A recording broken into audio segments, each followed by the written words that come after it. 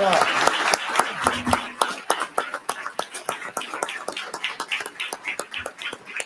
And I really want to note here is that this effort was something that we had talked about from the city's perspective, but it is truly something that the young people themselves spearheaded and really got off the ground. I don't think it might have happened, but it certainly wouldn't have happened when it did and the way that it did without them doing it. So really, this was an effort from the ground up. So they're really be commended, and I know the city and the school are really excited about all of this. So anyway, so congratulations, everybody.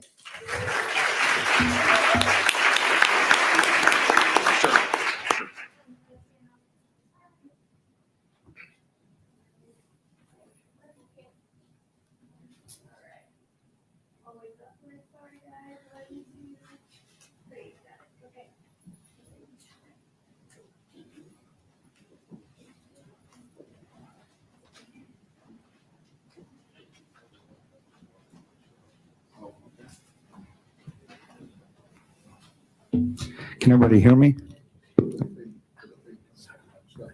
Oh, okay. I'm being told that the sound's not working on the feed. Okay.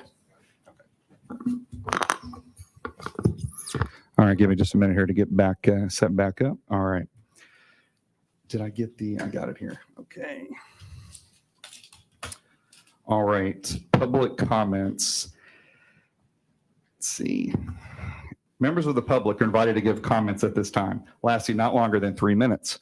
Comments may be general in nature or may address a specific agenda item and should be directed at the entire council, not individual members of council or staff. Any speaker making personal attacks or using vulgar or profane language shall forfeit his or her remaining time and shall be seated. In compliance with the Texas Open Meetings Act, the City Council may not deliberate. Now, we have one public comment signed up for general public comments, and that's going to be Joe Malmaros.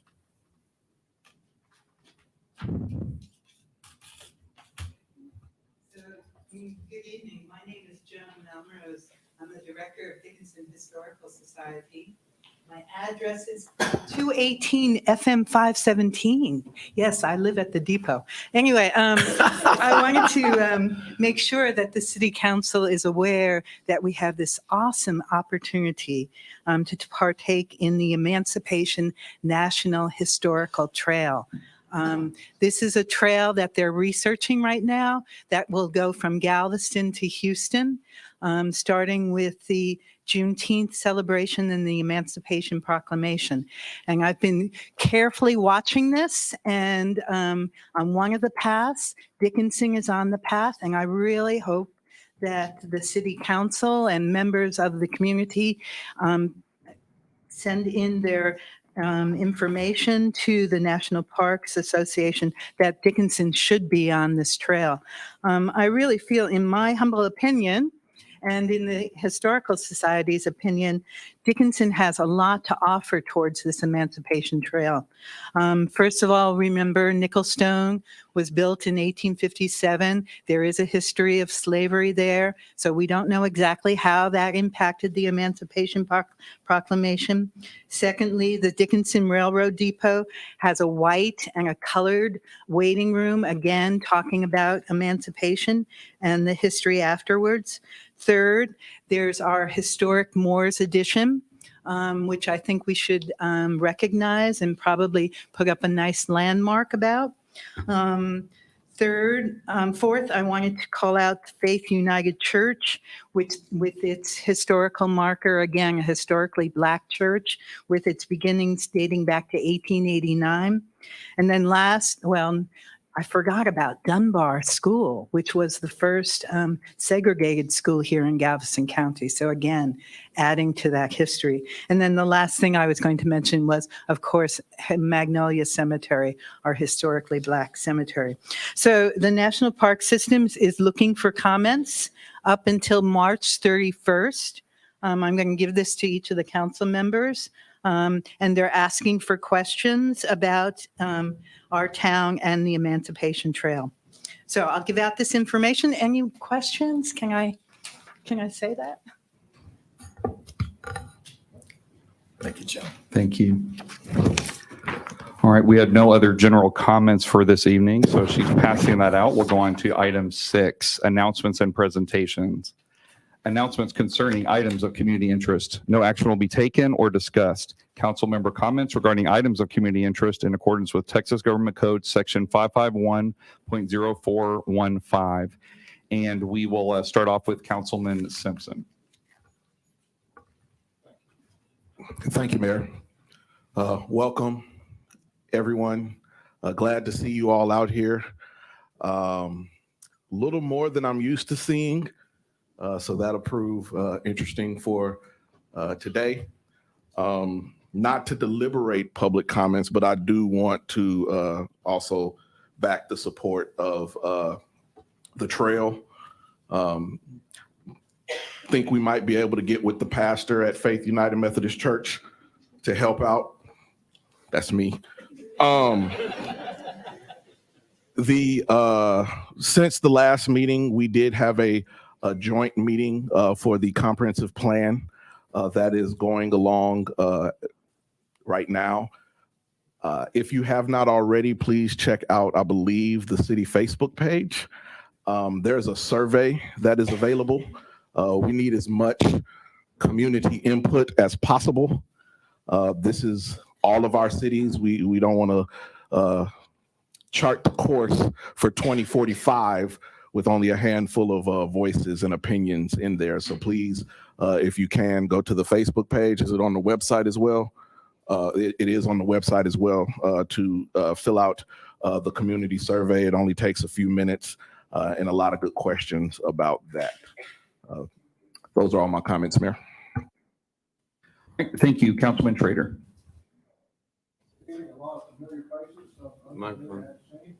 Mike. Scott. Mike.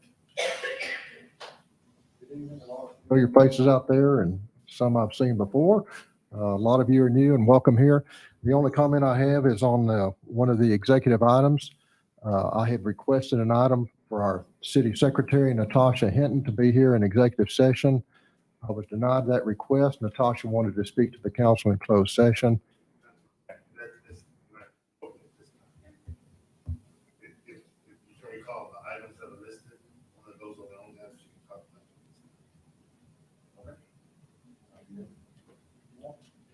Thank you, Councilman Wilson. Yes, I'd like to welcome everybody tonight. It's really great to see the youth here and the project that they have gotten started already. I mean, y'all are the future. Some people get a little shaky about it. I think it's great that y'all participate. The more participation from the youth, the better the whole world will be. Anyway, moving on. I'd like to remind everybody of the Knights of Columbus fish fry this Friday night and every Friday night until the 8th of April. It's a good time. It's a good price. It's great food. I used to tell people try to come early. That didn't work because everybody was there early. They served, I think, in excess of 700 people with the to go and to sit down. The sit down part of it inside is great. There's a lot of fellowship in there. If you don't have anything else to do Friday night, go have some great fish. The other thing that I would like to bring up, and it may be, I don't know, rude to some people. You know, the election's over for right now until November. Well, we got a runoff for people, but I would really like to talk to all the candidates that have signs out there and ask them to pick up their signs since the election's over. I can't let him get away with it.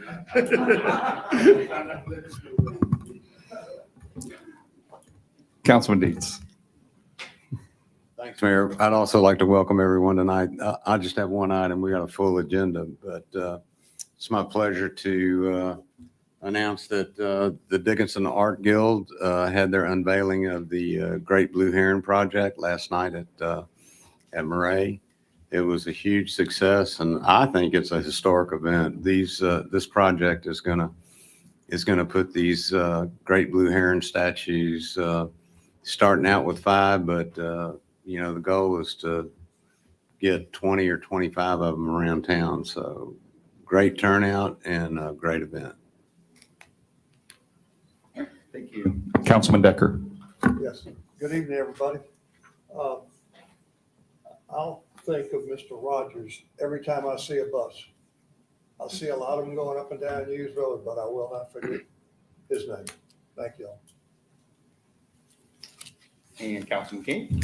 Thank you, Mayor, Council, City Manager, City Attorney, City Secretary, all city staff, and certainly to all of our citizens who are present tonight. I think this is probably the largest number of people I've seen in council chambers in my 21-year history of being on council. So certainly we need to make sure this is a historical meeting night for that particular purposes alone. I want to congratulate Mr. Pat Rogers as well for the outstanding representation that you provided in the leadership and your role and responsibility with the young people and thinking of them first and securing their safety. Appreciate you and your family for having someone of your caliber at the helm of their home and household and community. Also to our new inductees for the YAC. I think for about a decade and a half, we've talked about having a youth action council, even during the time of Mayor Julie Masters. Mayor Masters would oftentimes say we didn't have the staff at the time. I think staff was short during that time. And Sorry to interrupt you also. This is for congratulatory issues and not expounding. well, congratulating them for that. We've been, as the old song says, it's been a long time coming. And we appreciate you all being the first in the history of Dickinson as a youth action council. My second thing is I want to congratulate the Dickinson High School football program, Coach John Snelson, for being a award recipient for the Touchdown Club of Houston. I was attended their Bayou City event this past Wednesday. It was a great event, and we're hats off to Luke Martin, who was also recognized with Coach Martin. Also want to congratulate the Dickinson Citizens Police Academy class. I had a chance to share with them this past week. I want to congratulate Tony Valdez for doing a fantastic job in providing leadership to this particular program in Dickinson.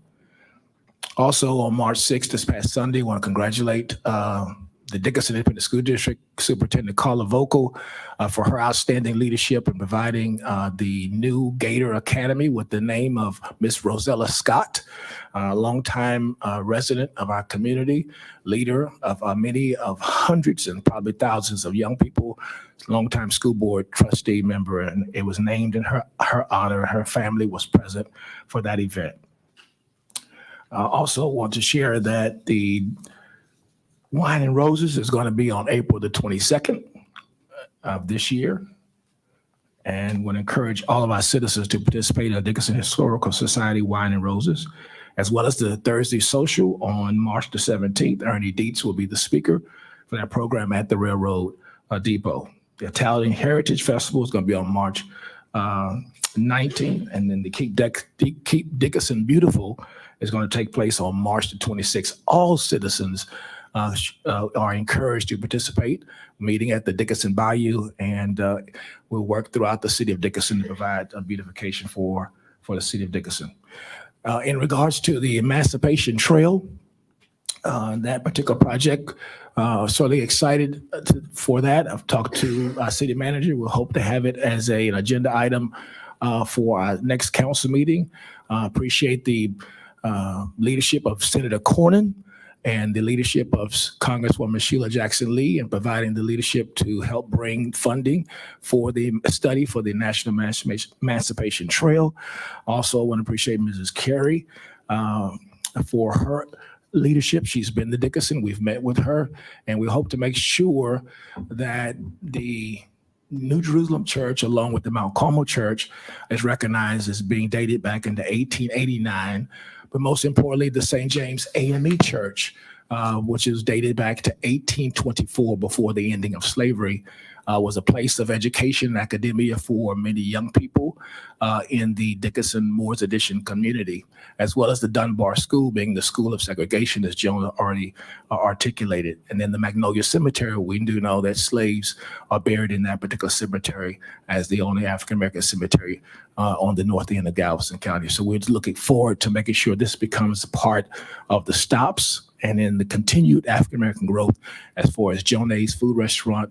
Want to make sure they are identified as well as an African-American leadership. Thank you, Mayor.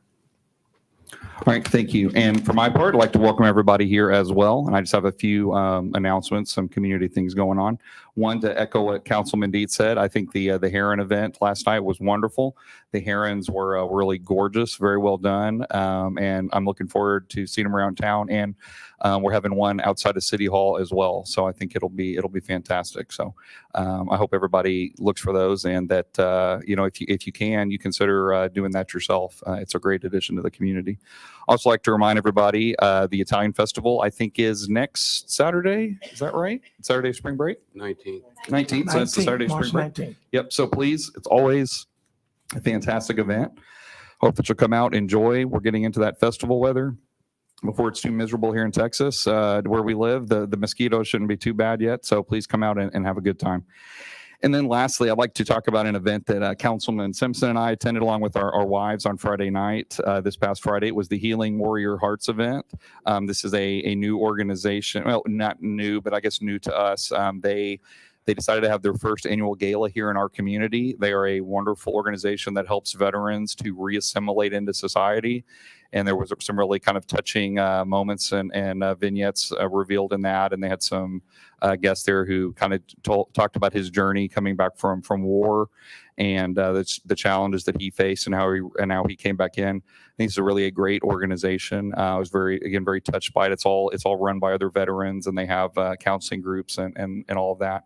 That's as we've had some wars that have ended in Afghanistan, other conflicts, that really is a need that we have here in the community and in the country at large. So if you're looking for an organization to support, hope you'll consider the Healing Warriors Hearts organization. It was really fantastic to meet them, and I hope they keep coming back here for years to come.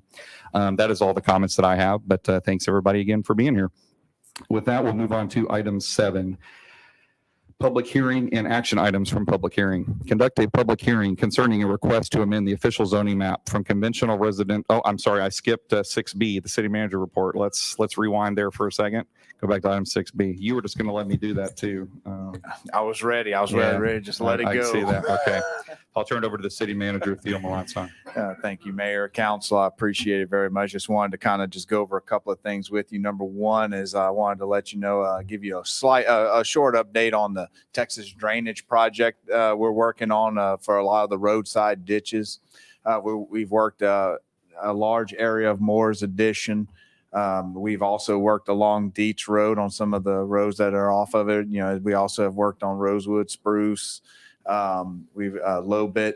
We're currently finishing up in the Harbor Light area there. We kind of got a quick estimate from our contractor just to give you an idea of the amount of silted in ditches we've already ameliorated and have dug out. They estimate approximately 11,000 cubic yards of dirt has been removed from roadside ditches, which is a pretty magnificent amount of dirt, generally speaking. So to give you an idea of the capacity we're building up for resiliency and so forth, doing this type of preventative work. Also just wanted to real quickly let council know that we have on our radar, and we are going through the design phase of our $49.7 million flood mitigation project with the diversionary canal that will go through Hughes Road and then provide an outlet to the far east side that will have between a 6-inch and a foot alleviation during flood events. Very grateful to the state of Texas to want to fund that project. But I did want you to know we are in the early design phase and working on that as well. Another thing I wanted to kind of keep the council abreast of is that we are still moving forward with getting our Red, White, and Bayou back up and running this year. It may be a little bit later. Normally it's been in May, but obviously we're getting pretty close to May right now. So we'll probably do for this year something in about late June to July area, and then we'd be teasing the next year to let everyone know, hey, in 23 we're coming back full bore with a full on event. So just kind of keep that in mind, and we are working that as we speak. Very excited that the Youth Action Council has been established. Thank you to the council for providing the resources we needed to get this off the ground. Very eager to get to know these young people, very eager to get them involved. We are going to have some interactive opportunities for them in this year. Probably even get them to help us write an ordinance of their choice at some point before their term is up. So, and they'll be presenting that to you guys. Oh, I'm sorry. Did I say, oh, y'all still here? Oh, kind of gave us a little spoiler there. But anyway, something I think that they'll really enjoy and appreciate, something that they're passionate about, that they would like to maybe present to council, and we'll be working on that in the future. So I'm very excited about those things. Turn it back over to you. All right. Now we'll go to item 7. Public hearing and action items from public hearing. Item 7A, conduct a public hearing concerning a request to amend the official zoning map from conventional residential zoning district to a planned development zoning district for approximately 45.762 acres, generally located north of Hughes Road, east of Camp Allen Street, and legally described as 9.444 acres out of Abstract 11, Page 1, Lot A, and parts of Lots B through D, Interbourbon Gardens, and 36.318 acres out of Abstract 11A, Farmer Survey Tract 11. And just to kind of give a little primer, we do have a lot of people here, only a few are signed up to speak, but when we have these public hearings, keep in mind that as we go through, we, especially as council, we can't ask questions yet. We can't really respond to comments that are made. The staff will make a presentation, the applicant will, then public comments, and then the applicant can respond to those comments, and then we adjourn it. And in item 7B, council can make comments if they so choose. So just to explain that to everybody as we go in. All right. So that said, I'll turn it over to item A under 7, the staff presentation. Thank you, Yvonne. Good evening, Mayor, Council. I am Yvonne Briscoe, City Planner for the City of Dickinson. This piece of property, as Mayor said, is north of Hughes Road. Pretty much location for so everyone knows where we're looking. Currently, the property is vacant. What's being proposed is a planned development, which means it's something that does not fit into our current zoning regulations. And so it's kind of a mix of some different uses that they're proposing to put on this property. What they're actually being proposed is single-family homes in an apartment-style community with amenities and park space. They are looking at 2 different residential areas, one being about 26 acres and the second being about 4.5 acres. What's being proposed is 250 single-family units built according to building code for single-family residences, so 10 feet apart, the same standards as houses. They're proposing 20% of open space throughout the development. You can kind of see a little bit of a layout of kind of what they're looking at. It's split by that drainage canal, so they're looking at homes on both sides. Throughout the development, they are proposing a lot of pocket parks and green space between the houses. This is how they're going to reach that 20% of open space in the development. They have a connectivity plan. They actually have 3 drives off of Hughes Road. One, which is a primary drive shown in the middle in blue, where the majority of residents would gain access to the development.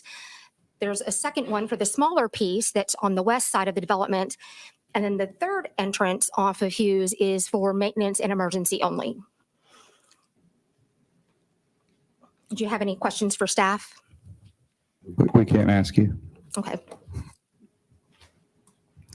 All right, thank you. That'll take us to item B, the applicant's presentation. Could you be sure to state your name and your address for everybody? Good evening. My name is Daniel Blanco. I live at 3507 Borden Gully, Dickinson, Texas, 77539. Again, I am the applicant. I'm here as the developer, also future owner of this project. I want to take you guys on a quick presentation. I want to be mindful of the residents here tonight and give them a good chance and time to speak. So I'm going to breeze through a lot of this stuff that we went through at the previous planning and zoning meeting.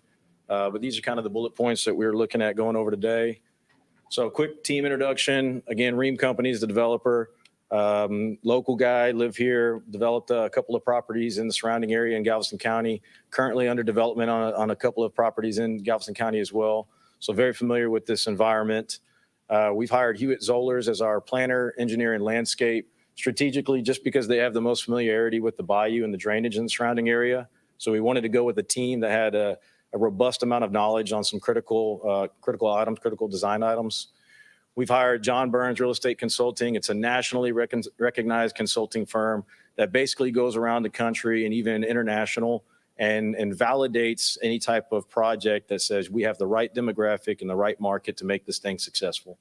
The last thing we want to do is go down a path of designing something beautiful that fits in, but just the numbers don't back it up. So we really lean on our consultants that have a robust and really understand the area. Anderson Architect is our building architect. They do all of our unit designs, our amenity designs, a strong background in this BFR space that we're going to introduce to you guys today. So a little bit about the property, as Ms. Briscoe introduced. This is Hughes Road, 47.5 acres collectively. The brief history is we've been under contract for this property for approaching almost 2.5 years now. We've pressed the pause button several times, basically at the direction of some of the leaders in this community to help try and get this drainage grant. The EDC owns this property, so we knew that in order to give the city the best chance to get this drainage grant, we would gladly put aside our own virtual interest and endeavors to help promote the development of some sort of drainage grant program that could be incorporated with this property. So we've had it under contract for quite a time. It's located a little bit less than half a mile away from I-45, major interstate, as you guys know, throughout not only Texas, but the state, the country. It's currently zoned for 50-foot lots. I think the last lot fit plan that we did would fit approximately 180 lots the way it's currently zoned today. It's 3 to 4 feet in the floodplain, which makes this particular site difficult to develop. We have to bring in a lot of fill, a lot of mitigation. So there's very tender development skills that need to go into making this thing possible. It's a combination of really thick, beautiful pine and flat open space. Obviously, we have bayou frontage, which was what originally attracted us to this property so much. Large drainage ditch that runs through the property that coincides with the drainage mitigation grant project. And then for us, it's part 1 of 2 of our Bayou Activation and Beautification Initiative, or what we've called our baby. On the west side of the screen, you'll see that Water Street Entertainment District, we are one of the co-developers in that as well. And our goal is to really make these sites interact with each other and start the development of the bayou in a public way to really get that activation and let people see this underutilized asset that the city has had hidden in its timber. One of the things that separates us as a developer from the rest of the developers is we really take a custom approach to every property and every development that we do. We like to say that we always bring the project to the property and not bring the property to our project.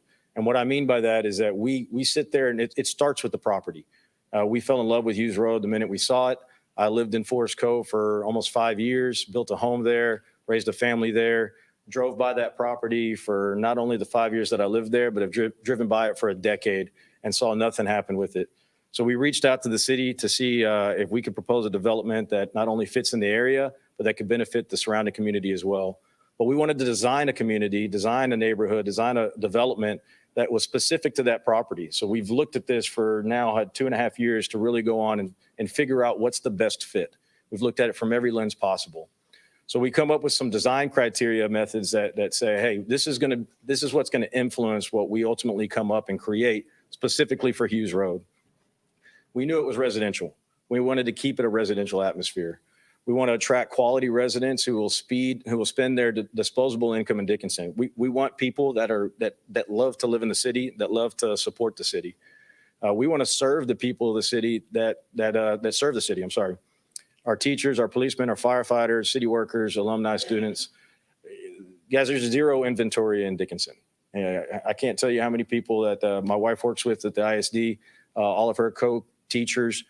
They don't live in Dickinson. They live in an apartment in League City. They live in Lago Mar in Texas City. They live somewhere else just because there's no place to live in Texas City and in Dickinson.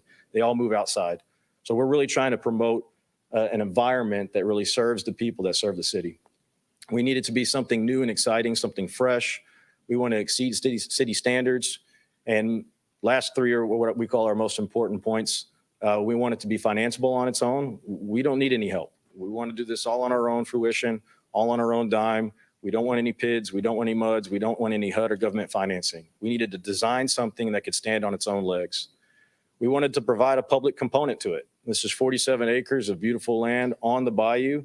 The city has given up most of its land on the bayou to private ownership, and they've done a great job with making it look beautiful, but there's not a lot that the city can hold on to that's still on the bayou. So we really wanted to have a public component in this design. And last but not least, we want to activate that bayou.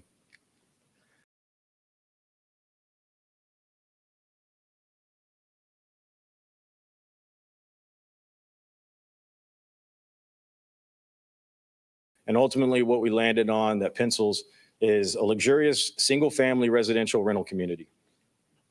250 detached units over 36 acres, highly amenitized gated community with enhanced security, 24/7 on-site property management. We'll have a resort-style pool, a clubhouse, a fitness center, state-of-the-art amenities that nowhere else in Dickinson is offered. Over 7 acres of open space, private parks, dog parks, and wash stations. And it's the future home of Dickinson's first public park.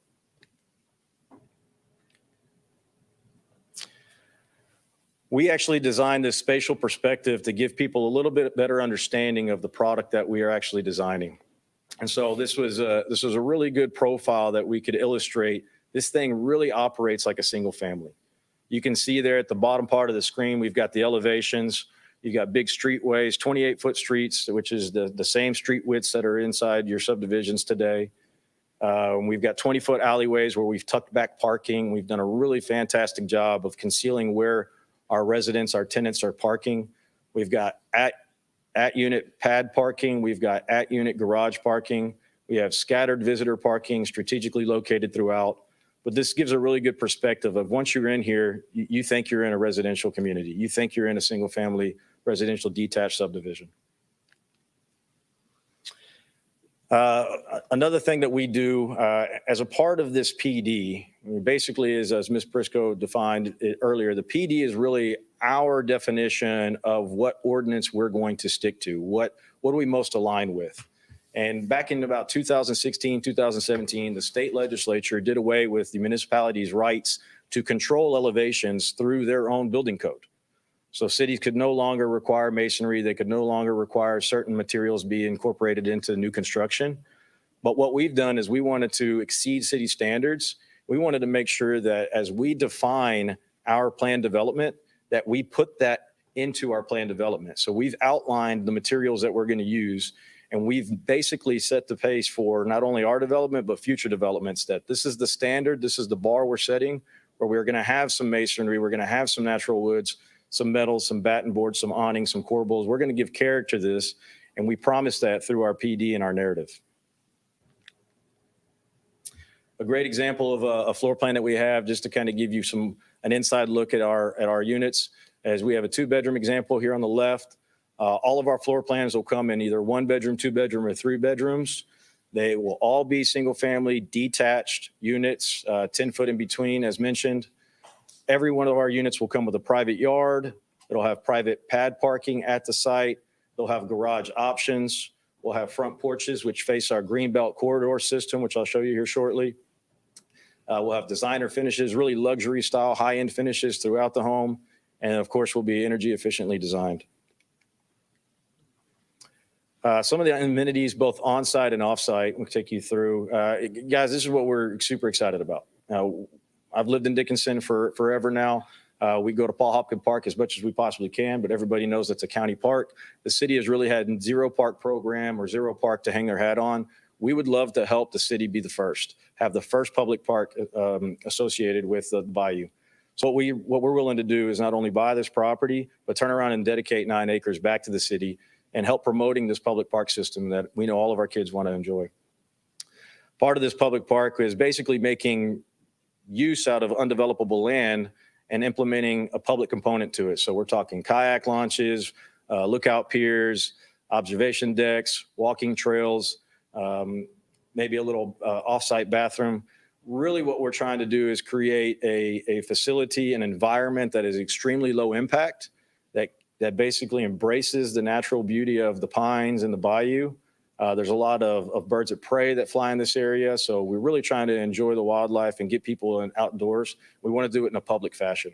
So we're proud to say that if this development goes through, that we'd be able to donate back to the city 9 acres and help the coordination of a public park. Some of our on-site amenities to give perspective of the quality that we're talking about is, of course, we'd have a resort-style pool, a very luxurious resort-style pool.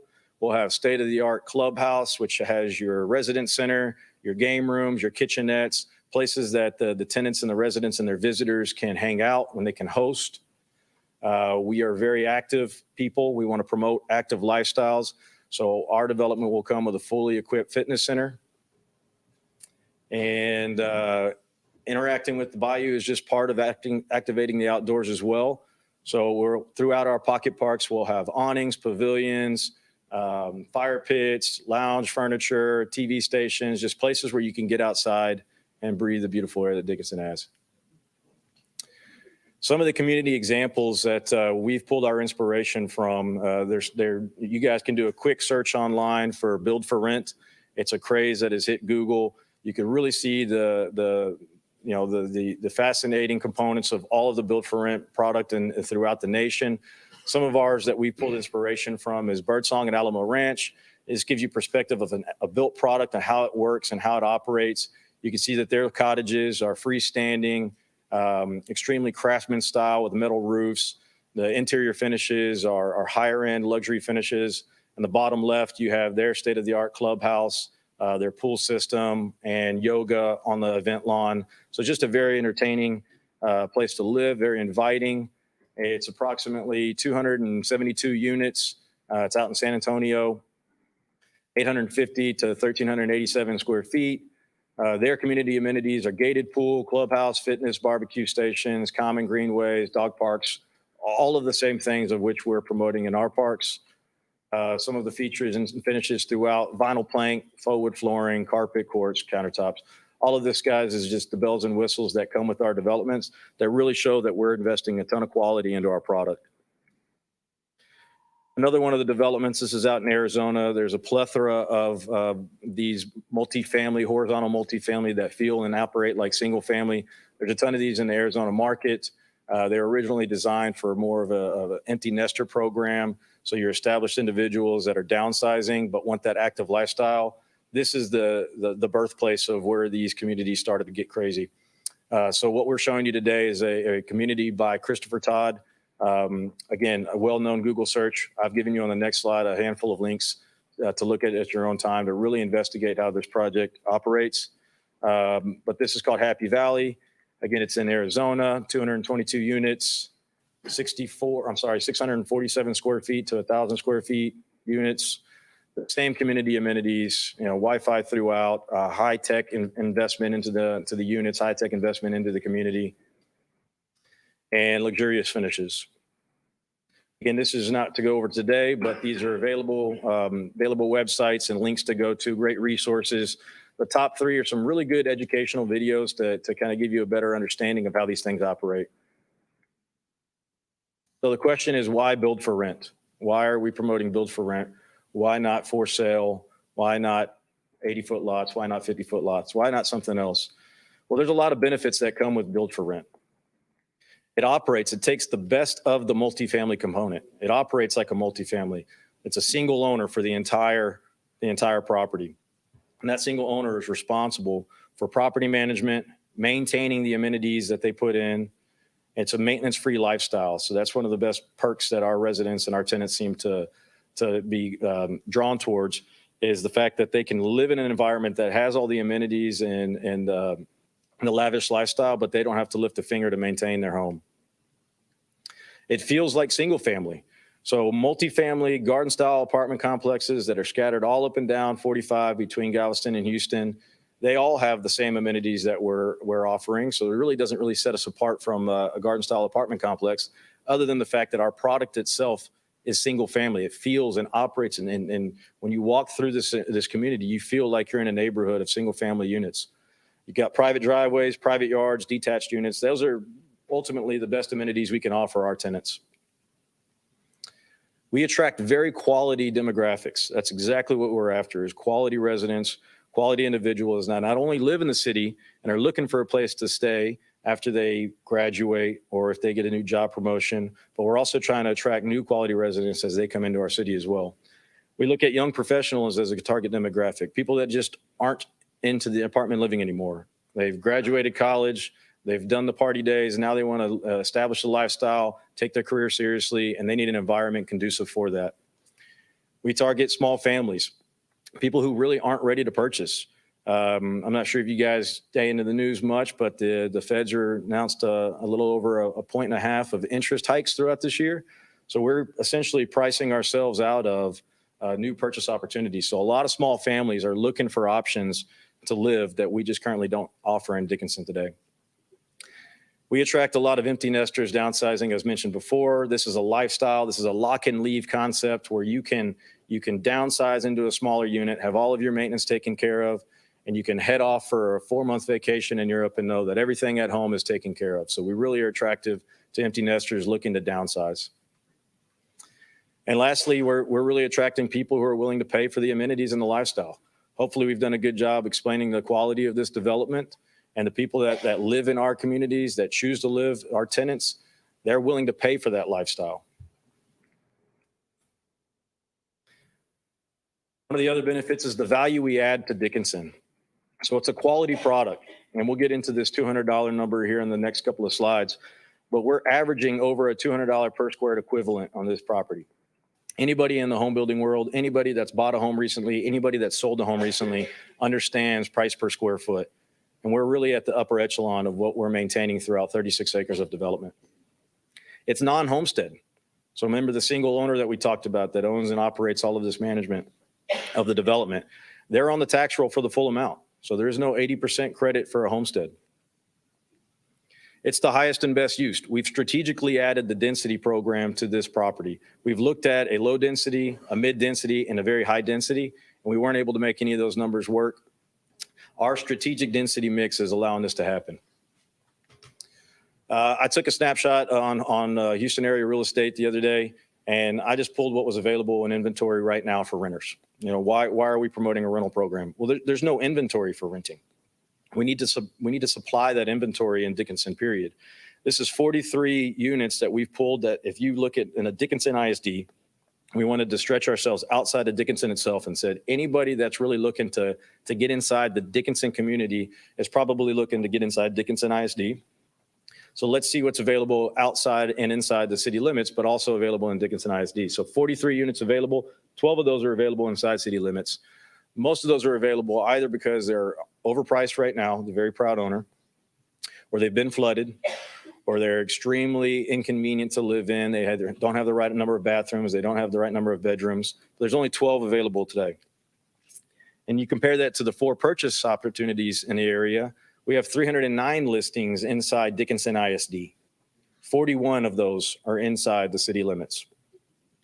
When we talk about why we chose for rent, is because the writing's on the wall. We're unable to compete. And I say we as a Dickinson resident, we're unable to compete with the development around us, with the cities around us. They have too much land. They have the ability to spread their cost out over thousands and thousands of acres. We have 309 active listings right now to get inside Dickinson ISD. 151 of those are in Lago Mar, right down the street. Everybody that lives in Lago Mar pays Texas City taxes, benefits Texas City. They do not benefit Dickinson. They drive on Dickinson roads. They tear up Dickinson roads. We pay for the maintenance of that traffic, but we get nothing from it. So we're competing against that inventory, that amount. 2,000 plus homes left to be built in Lago Mar, 2,000 acres to be built directly across the street from the Hughes Road property over the next 10 years. This is all in planning right now. A quick Google search, a quick Texas City search, you'll see the land plans that are going online for the 2,000 acres. We have pretty tough competition when it comes to for sale. And to be honest, this is not just for sale. Inside Lago Mar, they're already actively creating and carving out sections for build for rent communities like we're proposing today. They're actively doing that. They've partnered with national rental companies that build these developments all across the nation. And they're saying, come into our master plan, because why? Well, we can offer you something that nobody else can offer you.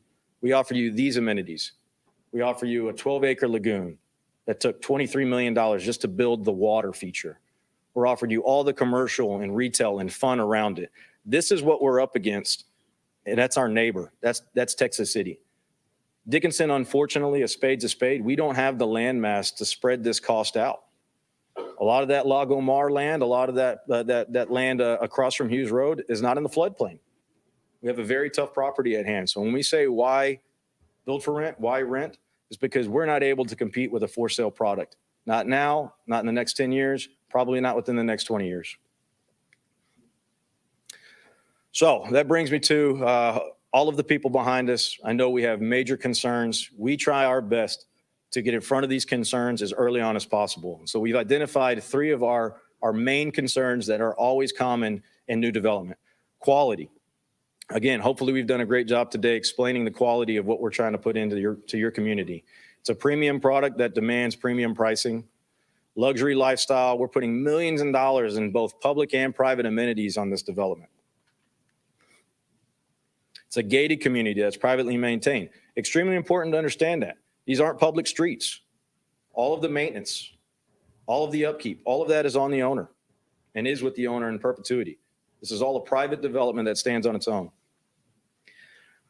We went through who we're targeting. Quality residents, people that live here today and people that we want to live here tomorrow. Young professionals, small families, established empty nesters. That's the quality aspect of it. That's the quality concern. The drainage concern, very, very valid concern. We're working directly with Hewlett Zollers, the city's engineering team, to design a development that works with the future mitigation project. It's hand in hand. It's ongoing and ongoing amounts of studies. It's months and months and thousands of dollars worth of studies that have to prove that we have zero drainage impact to our neighbors. A full hydrology study and master plan will be put together for this site. It's already underway. Traffic is always a big concern. One of the property features is that we're less than a half mile from I-45. So we do have some benefits as far as ingress, egress. Interstate access is right there. A full traffic impact analysis will be performed for the surrounding area. We put this as more or less a disclaimer and as a remembrance of where we are in this process as a developer. All development must prove zero impact. That's something that we all have to do. There's several agencies between this meeting and when we put a shovel in the ground that can say, no, it's not good enough, design it better, put more detention, put more drainage, handle this traffic, handle this road. All of those layers are between this meeting and when we put in a shovel ground. We have to remember that we're at the concept level. Now, that being said, we mentioned these concerns at the planning and zoning meeting, and we got to listen to a lot of the public comments. And so we want to make sure that we are vigilant in our response to those comments and we take them seriously. So we have gone to our engineering team and we got them to draft an opinion letter of drainage calculations, very preliminary type stuff. But basically this letter states that, guys, we can design a program on this site. This is what we do all day, every day. We don't know what it's going to look like until we know what the land plan is. So we can't start designing until we understand what the zoning is, what the density is, and what all these components that we're trying to get approved today. We've identified that along this channel that runs through the property, there's ample amount of space to put in the adequate amount of detention. We have dog ears that we can pull off of this drainage canal and really tie our system into that detention system and then release into the bayou at the rate we are supposed to release it at. That's all done through a hydrology study. We've looked at the traffic. We understand our trip generation and our trip distribution. We've done a lot of preliminary engineering. We're ahead of where we should be when it comes to a zoning meeting and a zoning classification and a land use. We've gone above and beyond to make sure that this is a viable project and that what you guys are voting on today can be done and can be solved by engineers. And it's going to take several months from today until we put a shovel in the ground to actually prove it, which is mandatory. The last thing, this is our last slide, and then we'll turn it over for the public comments. But I wanted to give everybody a pretty unique perspective on the project that we're proposing today, the project that we could do today without zoning, against the 3 most commonly sized communities in our backyard. So we have Forest Cove, Section 2, wonderful community. I lived there for 5 years, as I mentioned. Bayou Bend, which is across from the high school, and its neighboring community, Bayou Mason. And they're all relatively close in size and shape. We're about 40 acres across the board. The difference between homes and as a reminder, this is homes, not bedrooms. We may have the majority of homes packed in on 38 acres, but most of ours are one bedrooms. Majority of our units are one bedrooms, a lot of two bedrooms, and some three bedrooms to accommodate some of the young families that we talked about. So from a bedroom perspective, we're pretty even across the board. Our home counts are consistent. On the first three, you've got 50, 76, 180 average square foot. And I really want to point you guys down to a couple of bullet points here. I want you to look at our estimated monthly living. When you look at the home price range of a $575,000 house, a $525,000 house, and a $275,000 house, we're averaging between $3,000 all the way down to $1,900 to live there. That's to pay property taxes, your HOA fees, your mortgage, your insurance, all of that. That's what it costs you to live. And in Bayou Mason, you can spend approximately $2,000 a month to live in a 2,000 square foot place. In the cottages at Hughes Road, you're willing to spend $50 less to live in half the size. When I tell you that our people choose to live here because they want the lifestyle and they want the quality, this is the proof. They are willing to spend just as much money to live in half the house for that lifestyle. Not only are they willing to do that, I want to look at what we're giving to the community that the others are not. And this is not intended to knock on those developments. They're great developments. But when we looked at this property from all different lenses, one of the lenses was a Forest Cove-ish type development. One of them was a Bayou Mason-ish type development. We weren't able to give near the amount of value that we're proposing to the city today. Resort style pool, clubhouse, fitness center, private parks, all of that is only doable because of our small unit density project. 9-acre public park, one of our hugest staples in this program is to be able to donate that land. 9 acres that we would normally have to monetize in a development such as the other three. We're able to donate that land and really catalyze the public park system. You look at the timeline of development, and I know it's really tough to see, but some of the bullet points down at the bottom, Forest Cove's a great community. It's been around for 15 years. There's still 10 vacant lots over a 15-year period. The development went bankrupt. You guys couldn't possibly sit here today and say that we need another one of those communities with all the competition that we're facing and not think that any developer is going to starve trying to make that work. Bayou Bend, another great example of an estate community. It's already been replatted once. It was much bigger lots, couldn't get any attraction, couldn't get any movement in the bigger lot program, had to downsize the lots, and now they're underbuilding on the lot sizes that they have. Bayou Mason, great community, had great pace for a long time, but let's also remember that in Bayou Mason, there's a $3,200 PID assessment annually to every single resident that lives there. That's how that community is subsidized. That's how it's paid for. That's a big burden on the people that live there. So the two communities on the right, one in red, that's what we're here today for. That's what we want to do. The cottages. We want to give you the amenities. We want to be a non-homestead a property. We want to be on the tax roll for the full amount. We want to give this value back to the city, and we want to provide an opportunity for people to live that they don't currently have today. The furthest one on the right, a HUD rental housing program. Guys, we have experience in that. That's definitely doable on this property. We don't need any zoning changes. It can work on 50-foot lots. There's a need for that as well in this city. It's not what we're here today for. We really want the cottages of Hughes Road to be our diamond project in Dickinson, our diamond project in Galveston County. But there are plan Bs here. Every plan B has to do with rental. The only way this thing works is because you're able to amortize the expensive development cost, the expensive home building cost over a 30-year period in a rental program that you cannot do in a for sale program. So that concludes my presentation. If you look at this last number across the board, even with the cottages, we're averaging the highest value across the board. The value of our product is $205 per square foot. None of the others compare. Thank you. Thank you. That'll move us on to item C, public comments. We have 6 people signed up for the public comment, and we'll start with Mr. Tom Tyler. If you'd please come up and give your name and your address, sir.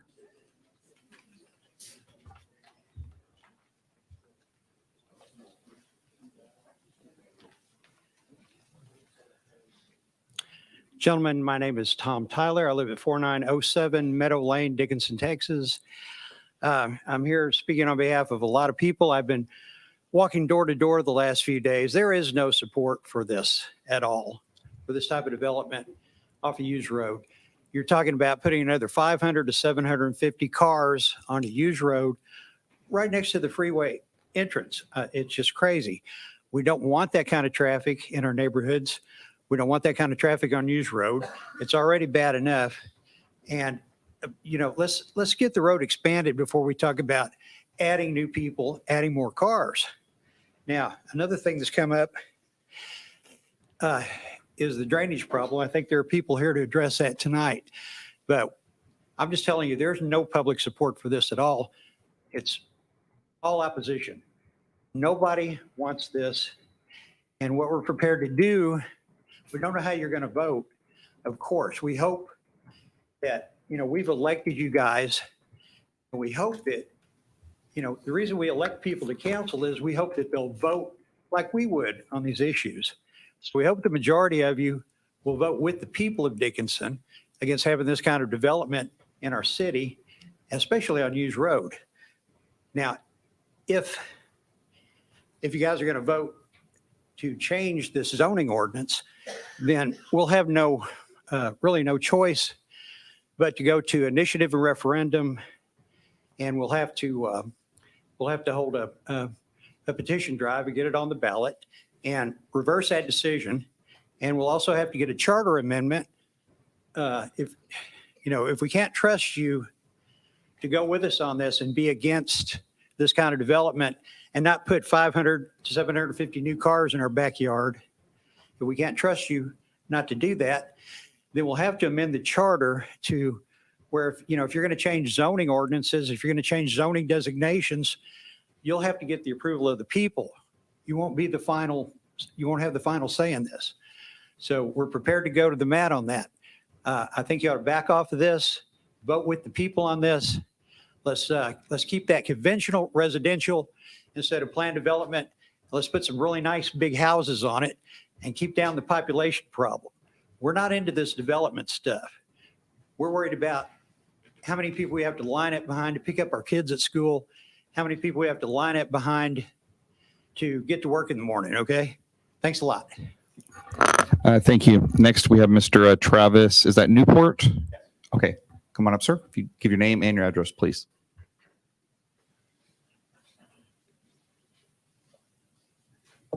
My name's Travis Newport. My address is 305 Hughes Road, Dickinson, Texas. I live about 6 houses down to the west of where the development's going. I went to the last planning and zoning meeting, and I was worried. And I spoke about how people are scared. And the scariest thing for people in Dickinson since the flood has been, is there going to be more flooding? So I asked people at that meeting, how many people's houses flooded during Harvey? Y'all raise your hands. So after the meeting, Daniel sat down with me. He said, what are you worried about? He said, my house flooded too. Let's figure this out. I said, why don't you go to those engineers and get a letter that says this isn't going to flood my darn house? You've got 49 acres here y'all are going to put houses on, and I'm worried it's going to end up in my house after it overflows the bayou. So Daniel went to the engineers like he said he was going to, and he got a letter that said, we can put the detention ponds in that will keep your house from flooding. I don't know many developers that are going to listen to one guy that comes up after a planning meeting and says, I'm scared. But his house flooded too. And so the one thing I trust right now is he's not going to contribute to the flooding. He understands where we are. He had the engineers who are also the city engineers write the letter. So other people have concerns, I'm sure, traffic, whatever else. The only one I was worried about was flooding. I don't want my house to flood again. It took 2 years to fix the darn thing afterwards. I think he's addressed it. I think it's a class act, the fact that he went and did it. He cared enough to go and spend the time to do it. And so if the city council has concerns about flooding, I ask, please put those off till the final planning, because he's shown that the engineers believe that they can do what they need to do without having it flood. This today should not be about whether or not the houses are going to flood or not. That issue has been solved by the engineers, in my opinion. That's all I have. Thank you. All right, thank you, sir. Next we have, is that Terry Nash? Brass Nash, I apologize. If you'd please come up, give your name and your address, ma'am.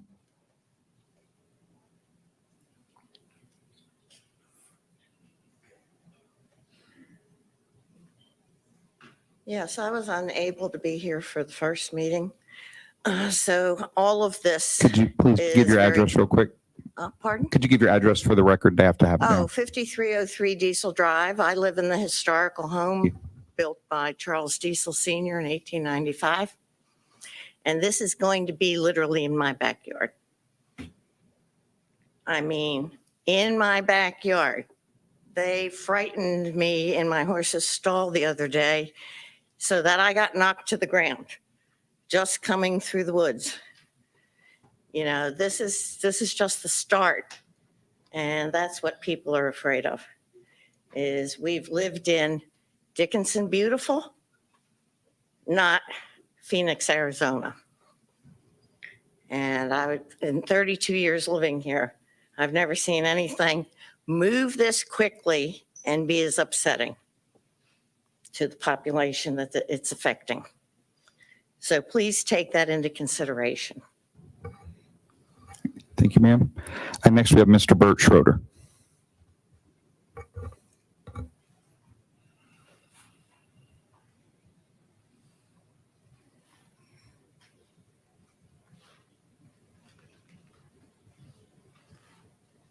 My name is Bert Schroeder. I live at 3422 Oak Drive in Dickinson. And our family owns the property adjoining the development on the east side, on both sides of Diesel Drive. And I'm not opposed to development. I don't want smart development. Our piece of property is fully wooded.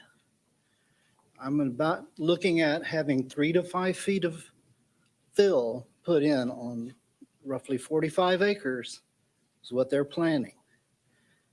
Now, things can be built differently. And they don't have to be stacked in with the density that it has. Now, it may not work for them economically, but there are ways to do things. Woodlands is built and it looks like Woodlands. If he was interested in buying our property, may still be.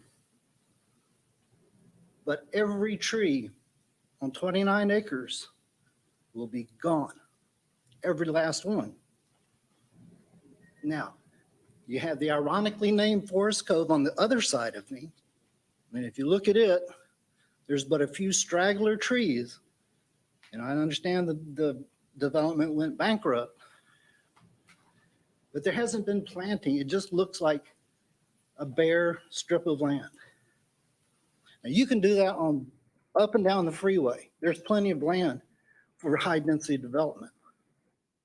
I also want y'all to be aware that land that's in the drainage ditch from about 400 feet all the way down to the bayou and along the bayou at the outfall, that's in a federally designated wetland. So I'm not sure how much can be done with that.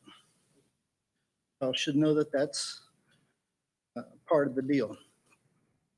I'm glad to hear he's not seeking tax abatements. I like people to carry their own way. And I understand the city's had this a long time. The church had it before First Baptist. That land hasn't produced any taxable income for the schools, for the city, for the county in over 20 years. So I paid our taxes as we bought the land, which was probably in the late 40s. So I'd like to see y'all use some discretion and some judgment before you wrap this up in a hurry.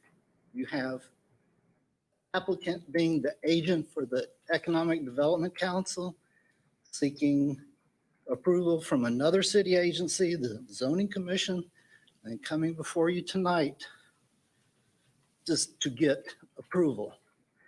It just seems pretty fast and a little too cozy.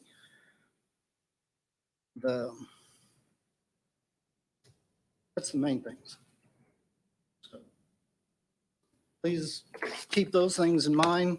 I think people in Dickinson need a variety of housing. If we want our firefighters, our policemen, and our teachers to live here, and then some may wish to have that lifestyle, carefree, that's fine. There are also those people that are looking for a home that they can own. And even if they are paying the same amount of rent, they at least have some tax breaks. And so the more we build in high density rentals, the less chance they have to build equity. So that's my comments. Thank you, sir. Next, you have Mr. George Ronan.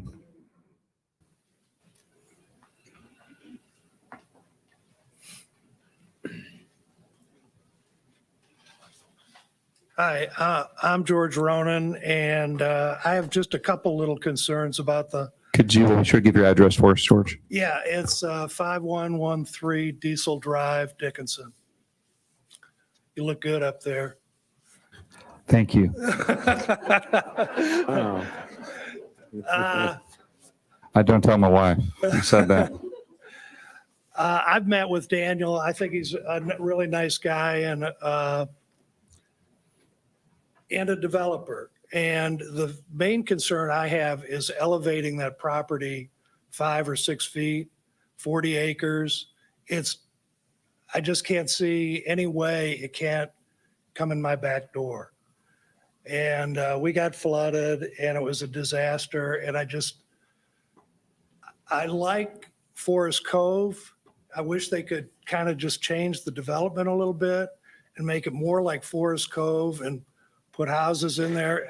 Apparently it's not worth doing. He's not going to make enough money or something, but I could handle that. It's 500 cars at 8 o'clock in the morning going to work on Hughes Road that I have a problem with. That flooding and the traffic.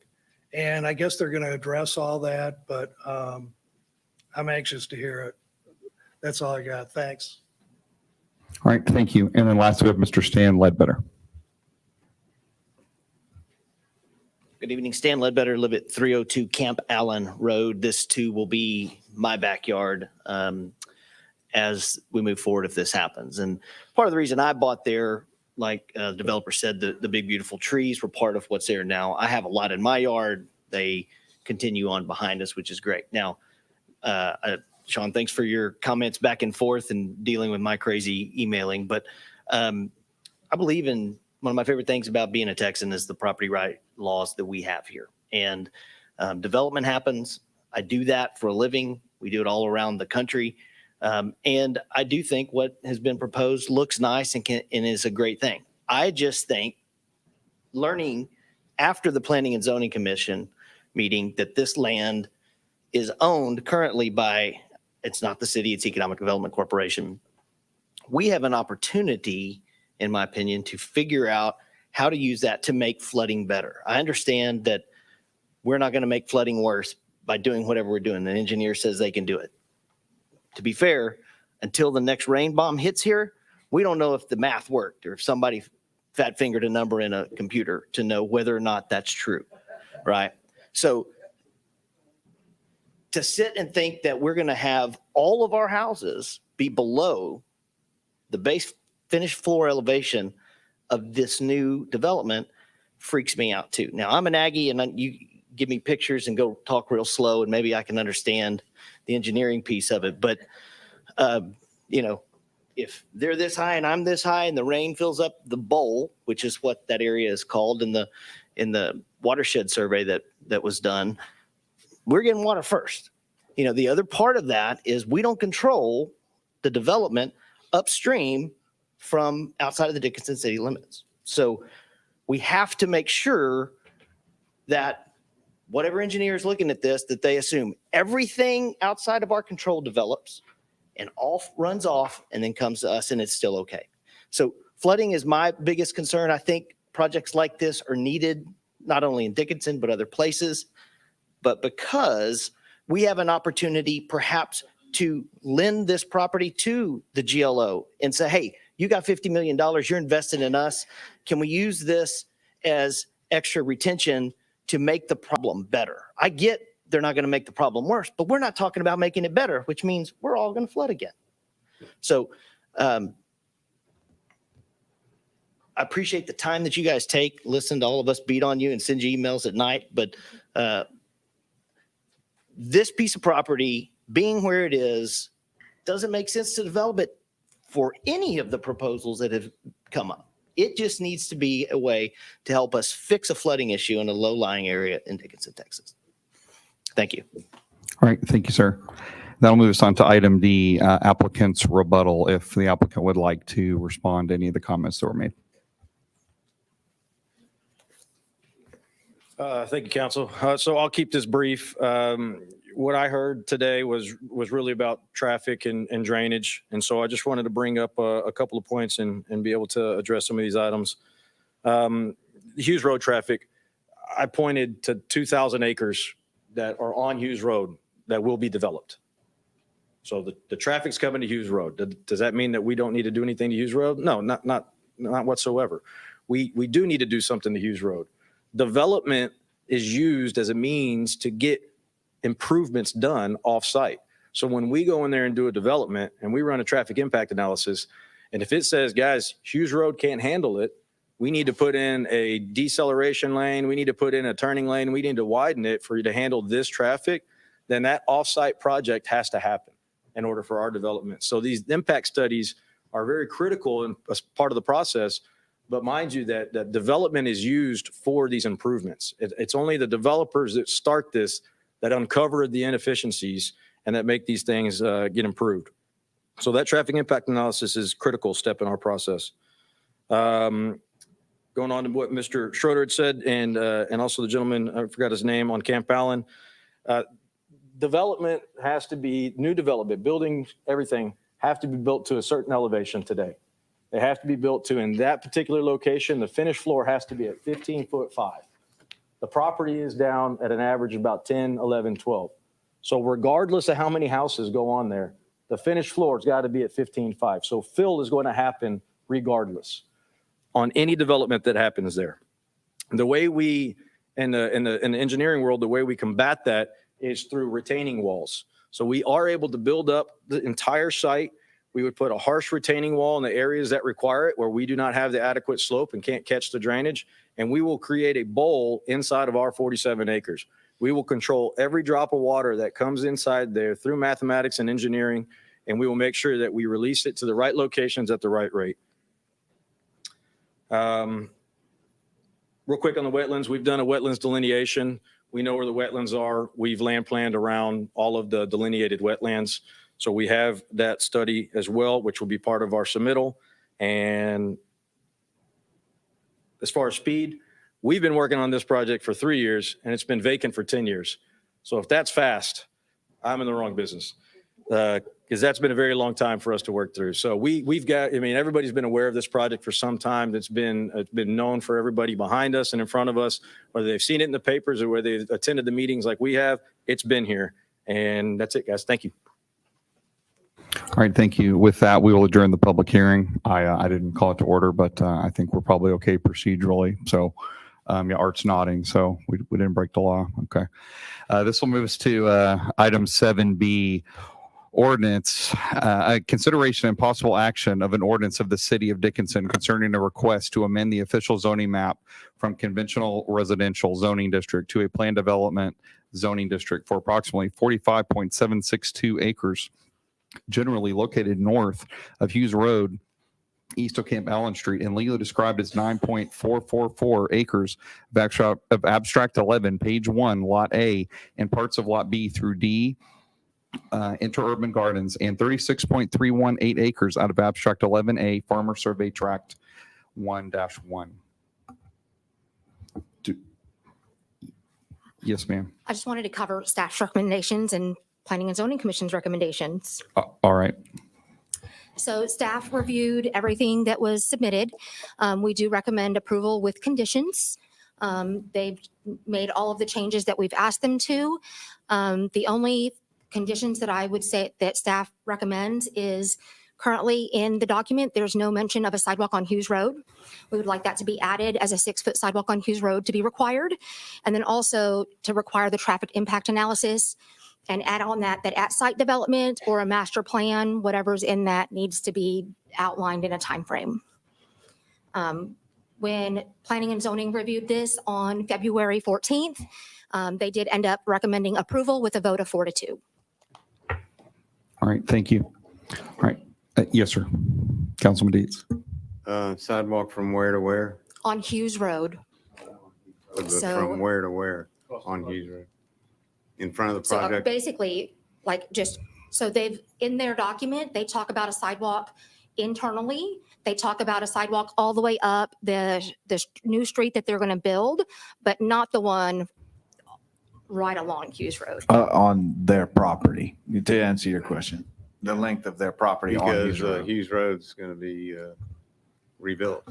Yes, Hughes Road will be rebuilt, and I believe that in our design phase right now of the, and we'll talk a little bit more about how this property is actually the main drainage right in the middle. There's the GLO detention project, massive diversionary canal right here. Part of that reconstruction, we're looking at designing in sidewalks. So that's why we'd like for them to have that to be, so that would be already established there as we're designing out the sidewalk portion of the Hughes Road. All right, thank you. Is there a motion? Well, if we get a motion, just to consider it. Pertaining to. Oh, okay, go ahead. I don't have a list of the owners in here. I didn't find it. Okay, I don't know. Do we have a list We of should have a What do you mean by motion list to of the- owners of the property? Oh, should we have a, People who have spoken, the ones that live within the distance, I believe is 200 feet. I have that do it. list. I can share it. Okay, it wasn't in here. That's all I'm saying. Do we have a motion? Move to approve with the recommendations. Okay, there's a motion to approve by Councilman Simpson. second emotion? There's a second by Councilman King. All right, so discussion, questions, anything? Councilman Wilson. Yeah, on the side, on the sidewalk, the recommendation, 6-foot sidewalk, is that a requirement? Is that going to be a requirement that they just provide the land for that? No, it's Or- them to build it. Okay, so it would be put in, and then the actual improvements would be done later?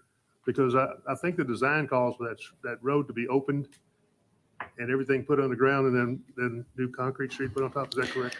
Yes, and what's going to happen is that as part of, if you make this if you to make this a condition of their approval, Okay. they cannot build the first house at all until they have completed all of your recommendations, or at least have put in bond covenant that is going to be done once the construction of Hughes Road is completed. Okay, and so do we need to add that portion to the orders, or do we wait till another vote? The motion that has been approved, that has been put forth before you, says the staff recommendations in it as outlined. So is that in there? I do want to, if I can, counsel, just real quick. Go ahead. I think it's important for you to all understand that the drainage easement that you see up there, that's 5.9 acres, as well as a 9.44 acres that's going to be relatively undisturbed land. That 5.9 acres is going to be a massive diversionary canal paid for by the state of Texas, 99% by the state of Texas, 49.2 million. We're putting up $500,000. What we're working, reason why I thought when Joe Dickinson, interim city manager at the time, was very wise in working with Remy Company to say, hey, you should work directly with Hewitt Zollers, because they know this plan. They know, they're the ones that helped design and get this project forward. So a lot of this development is already taking into account a massive state project that's going to be working toward lowering flood stage waters on site. Furthermore, I think what is interesting of the project, or at least is, so while they're paying for 47 acres of land at the appraised value and so forth, donating back and working with the city on providing back, somewhere in the neighborhood of 15 acres of the 47 acres for number one, a massive diversionary canal that's going to be a regional success, at least from what our engineers and what the GLO believes. We were awarded the largest project in the state of Texas through the GLO Harvey Fund there on the disaster recovery. And also helping us to use 9.44 acres of land to be undisturbed to help, keep a lot of the wetlands delineation as it is, and really work with the federal government on that, and maintaining a massive area with over 1,100 linear feet of bayou frontage for recreational purposes in perpetuity are big features there that will also help with that could be a part of that, any drainage necessary to help the whole area. So I just want you to know is that we have been working directly with the developer. They've been working directly with our engineer, which has been working as their engineer to get this to where it is a regional success. All right. Are there other comments or questions on this item? Yeah, Councilman Schrader. So we talk about the public-private partnership. What is the city's estimated cost to maintain this property over there? Well, so early on, we're still working through that because honestly, we want to create, in fact, over multiple meetings of the council and some of our public desires for us to actually create a parks department. In the short run, my expectation of the public-private partnership would be, trying to come up with some type of cost estimate along the way.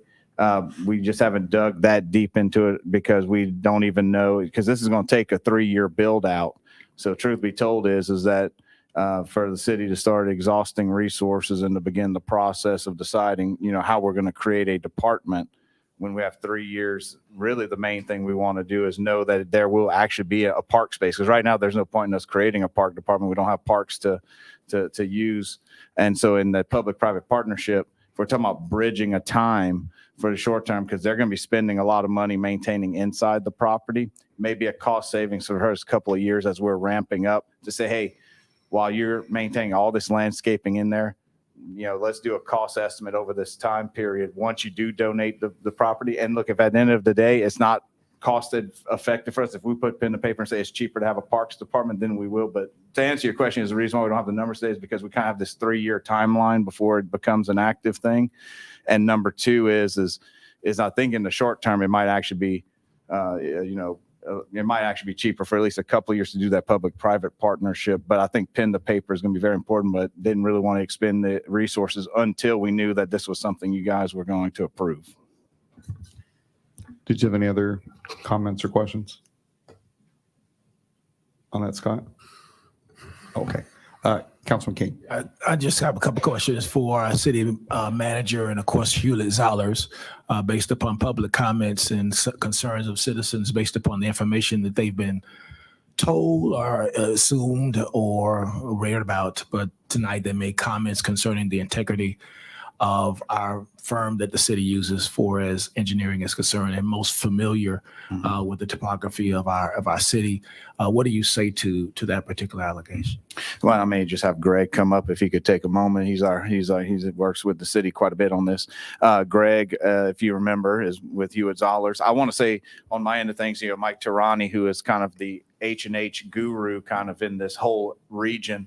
I can say this much. I will say is that Mike Tirani has been working not just on Dickinson, but he's been looking at the entire watershed thanks to much of the work that Councilman Decker's been a part of in the whole process of trying to bring a more regional approach to the watershed issues that we have in Dickinson Bayou, as well as yourself, Councilman King. And Mike Tirani is actually working on, and we're beginning the process of how we can legally enforce some of the water code in other cities to make sure that, to the point that we've heard in the audience here today, how upstream can we require cities that are outside of our jurisdiction to still have to follow certain water codes? And so we're actually beginning that process to do all the legal steps necessary, working with our engineer to do that, while at the same time working on the GLO project itself to make sure that it's a regional success. because they wouldn't have given us $49 million if they didn't believe that this project was going to have a significant impact. Greg, I was going to turn it over to you with Right. that. To pick up on that, that's exactly correct. In the application that we did several years ago to GLO to convince them to award the city basically $50 million, I rounded up, is that we're demonstrating that we're just not taking care of, we're actually improving the flooding conditions. And I stood here in September of 2018, as you all remember, 1 year after Harvey, and made the commitment that Hewitt Zollers would be here to help you all recover from Harvey, and we're still here. We saw an opportunity to get that grant money. Dickinson deserved that. The city deserved that. And we demonstrated, not just in this area, but actually up on Beach Road, that we are not just taking care of the flooding issue, we are improving the flooding issue with this problem. And this project provided a good opportunity to basically combine the amenities of a detention area with a water feature and with development and a park feature amenity. And the issue about we're bringing in fill, the new houses being built, we are building them to get them so they won't flood. Honestly, it's a shame that throughout the entire Dickinson watershed, that was never the case. And we are being impacted here in this area from a lot of water outside the city. And it's an issue that we've talked to the city manager about, and we're going to be looking to do something about that. But for this project here, we are raising those new structures above the area that would flood. We are taking out additional excavation. That fill is basically coming from the area that we're going to be excavating. So honestly, when you're looking at flooding, it's a matter of volume. And we're not changing the volume because we're taking the dirt, actually we're taking more dirt out of that area. And the bypass that we're taking the water, we're going to put it in a canal, a culvert, take it down Hughes Road and dump it out south of the railroad, is going to alleviate flooding in this area as well as to the northern part of the city. And we are going to be extending we're going to be rebuilding Hughes Road. We're going to be picking up issues of drainage all along Hughes Road down at the elementary school. The first night I was here, y'all talked about the flooding. I saw the flooding out at the elementary school. So this project is going to have regional impacts, good, positive impacts on the flooding issues throughout the city. We're going to rebuild Hughes Road. We're going to put a sidewalk in so the children can get to those schools. So I don't know if I answered your question, but there's a lot of good things happening right in this area. So. Thank you. You have other questions? Go ahead. Thank you. I do have Please a few continue. more. Yeah, thank you so much, Mayor. So basically what you're saying is that you are approving the entire regional area as it pertains to flooding for that particular area. Yes. Is that correct? Yes, sir. Yes, sir. Okay. And then not only that, but you are ensuring that the properties adjacent to or nearby are not impacted by flood waters as well. You're mitigating those waters. Yes, there's a lot of problems with flooding up and down Hughes Road. I remember Councilman Decker, the first night I was here back in 18, talked about that. And we're going to be addressing that with this. I mean, this project that we're able to get the money for is going to have regional impacts to help the flooding here. I totally understand because Okay, I've been around. I'm just I know for the you sake have. of I know for you the sake have. of the citizens who are Sure. concerned. I want to make sure we speak to their concerns so that in layman's terms they understand the civil engineering work the engineering work that you've done is to help alleviate mitigate floodwaters, not only just for that particular project, but the entire region. That is correct. As it was discussed concerning Hughes Road and the 8 areas where water cross the road. So the next question is, we talked about the traffic areas. One citizen mentioned about upwards of 500 plus vehicles. And of course, we know the developer also talked about the traffic study. Would you like to speak to that? Sure. So these traffic and I'll let Greg jump in as well from the engineer, but at least from the managerial side and policy side of it, what I'd say is that these traffic impact analyses are humongous to figure out what is the actual impact on a day to day. One of the big things, and I do think Daniel did bring up one point, is with Lago Mar being zoned in our school district largely, and a lot of that traffic coming right down Hughes Road, it is very important. And truth be told is that a traffic impact analysis is going to be very key. Now, I will say this too. Texas City is not too worried about the traffic impact of what Lago Mar is doing on Hughes Road. And so, what I do believe is that we do have a developer here who, number one, is going to follow the conditions as set forth because he's going to develop it the way he needs to make it a success. But just as importantly, he has been, to his credit, has been very conscientious, at least whenever staff has reached out and said, hey, here's an issue. So to the traffic impact, I know that we will not have an issue, at least as far as we've dealt with him so far, that whenever the traffic impact analysis says that certain improvements need to be made, that he is going to put those in and will not be one to be, fussing back and forth. Not that he have much fussing to do when the traffic impact analysis says it, but that doesn't normally stop most developers. They would like to be able to maybe see if they can finagle something out, but I don't foresee that being an issue. I think he'll be very much involved in whatever improvements are needed from the TIA. He will follow it.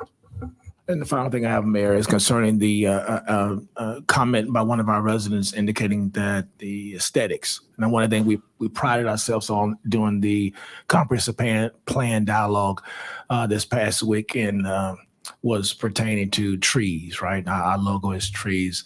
And I know would be the very early stages to talk about tree replacement and things of that nature. He indicated something about 29 acres of trees would be totally eliminated. Typically, you replace trees when you have to take trees down in order to conduct development. What do you say concerning that? Well, I think, first of all, I think that obviously we want to maintain as much of a tree canopy as possible. One of the big things is if you actually look at the property today, there are some trees, but there's a huge mass. Because it was at one point in time, it's been cleared largely. Yeah. So really our tree ordinance is about the preservation of trees that are still standing. So in the scheme of things, if you look, you can actually see the property itself. There are not very many trees to preserve. So, our tree ordinance is about preservation.